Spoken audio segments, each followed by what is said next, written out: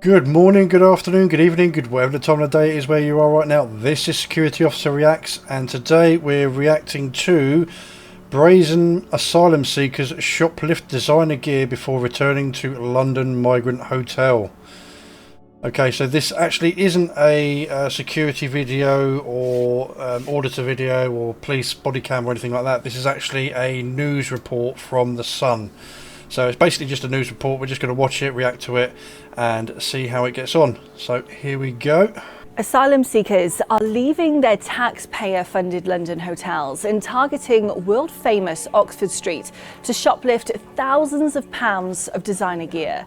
That's according to a whistleblower who works for a firm that tackles crime in the capital's premier shopping district.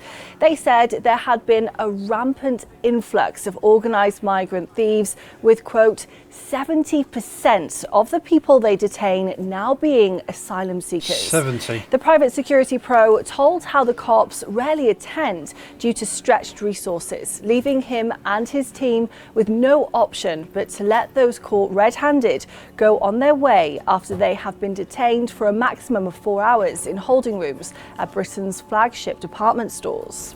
This week we watched as brazen crooks left their Wembley Holiday Inn hotel clutching empty bags shortly after 1 p.m. and headed to the tube station, where they pushed through the payment barrier and jumped onto the Jubilee line. They exited at Bond Street and walked to John Lewis, where, with one working as a spotter, they scooped out items for around 10 minutes before one swiftly bagged a pair of designer jeans in his bag.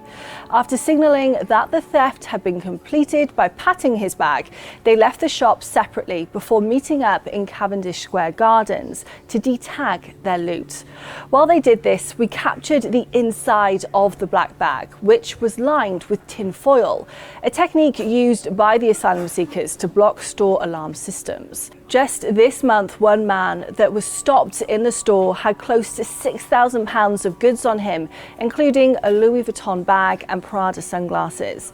The whistleblower said, "We find that the migrant shoplifters all use the same techniques. The hotels are a hotbed for learning tricks of the trade. They will share the foil-lined bags and take it in turns to go to different shops."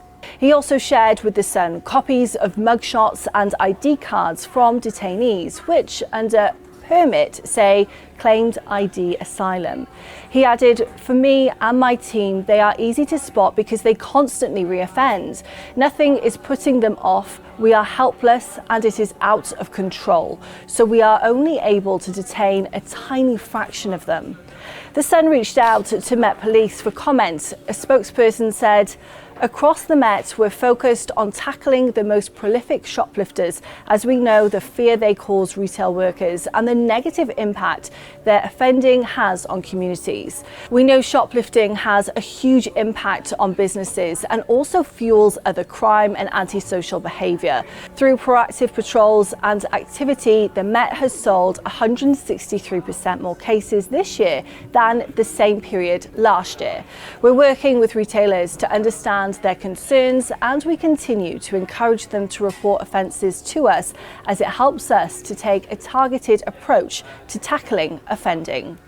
Well, that was very depressing, wasn't it? So yeah, to you, Kier Starlin, these are your doctors and scientists and dentists that you speak of. All these people that come in and they don't, they don't behave.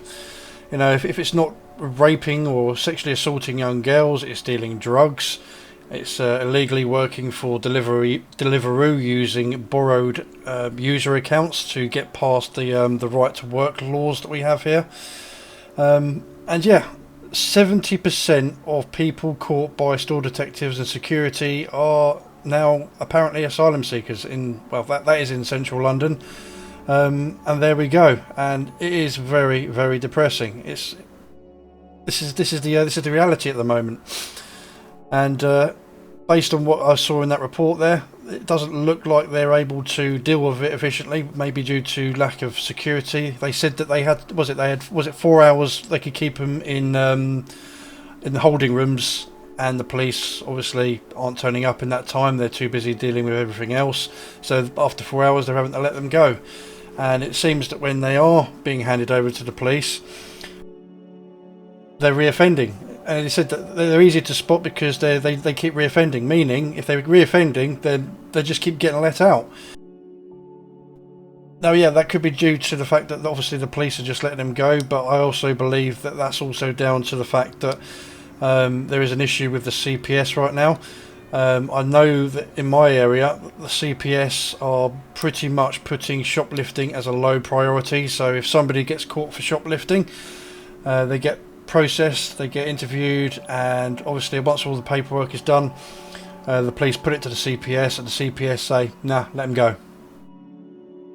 And a lot of these shoplifters, I'm not talking about the migrants here, but just shoplifting in general, in my area, the CPS are just like, yeah, we're not bothered about shoplifting at the moment, just let them go. And obviously words got around to all the thieves and the shoplifters, and they're just like, they're not going to prosecute us, we can just do whatever we want. And it's got out of hand. But yeah, this is stupid. The fact that, you know, they get £70 a week cash allowance from the government. Well, not the government, from us, because we're the ones paying for it. They get a choice of Samsung or iPhone when they first arrive at the hotel. They get free food, and yet they still think that no, we're going to resort to shoplifting. They know what they're doing. They know what they're doing. They're not interested in getting asylum to become part of the country, to, you know, be part of Britain. You know, they're literally just there to commit crimes, thieve, deal drugs. They see our women as animals to just abuse, sexually assault, kids, everything. It's just getting out of hand. And again, people kind of find that this is a very touchy subject. Nothing I'm saying here is what I would class as racist or far right. It's literally the facts as they're being presented to us every single day. And if you've got a problem with girls being raped, if you've got a problem with shoplifters, if you've got a problem with all your tax money being spent on people that have got no interest in playing by the rules, then you really need to determine or redefine the word racism, because it's got nothing to do with racism, it's got nothing to do with religion. It is literally the way things are, and it's getting out of hand. It's ridiculous. And if you support all that, then you are the problem, I think, not everyone else that doesn't want to tolerate this. As I said before, I say what I think. I don't give a rat's ass what people think. You can agree, you can disagree, that is your right. But the way I see it, this country is going down the shitter, and Kier Starmer just does not care about us at all. He does not care about the people. You could sit there for hours showing him videos like this. You could show him the videos of the sexual assaults that are going on, the drug dealing, and he'll literally just be seeing white noise and hearing buzzing in his ears, because he doesn't care. You know, where he lives, where he works and all that sort of thing. It's his own protected bubble, and he doesn't get to see all this sort of stuff, and it doesn't interfere with his life, it doesn't interfere with his party's life. They do not give a shit. This is our country right now, and this is the way it's going. So yeah, that is the video for today. Please give us a like, give us a subscribe, and I will catch you in the next one. Bye bye.